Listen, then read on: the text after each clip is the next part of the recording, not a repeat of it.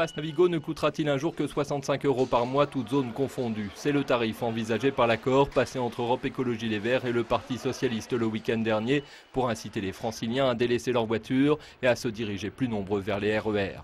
Pour financer cette mesure qui coûterait entre 300 et 500 millions d'euros, les élus envisagent de relever les taxes payées par les entreprises. Un impôt qui serait d'après eux compensé en partie par la baisse du tarif du Pass Navigo.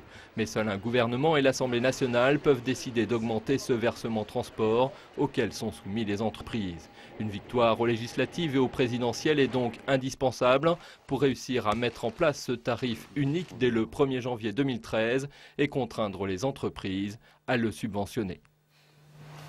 Ces entreprises vont tout à la fois gagner sur le Pass Navigo et effectivement vont avoir une augmentation de ce qu'on appelle le versement transport, qui concerne d'ailleurs qu'une seule entreprise sur 10 en Ile-de-France, dans la mesure où elle ne concerne que les entreprises de plus de 10 salariés.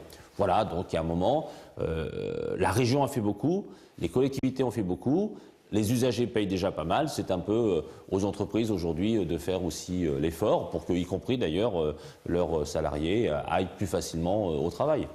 L'idée a déjà été qualifiée d'aberration par l'UMP qui craint un engorgement des transports déjà saturés et qui préférerait voir ces sommes consacrées à l'amélioration des réseaux. Pour Europe Écologie Les Verts et le Parti Socialiste, le financement de ce tarif unique n'interdirait pas la modernisation du ferroviaire.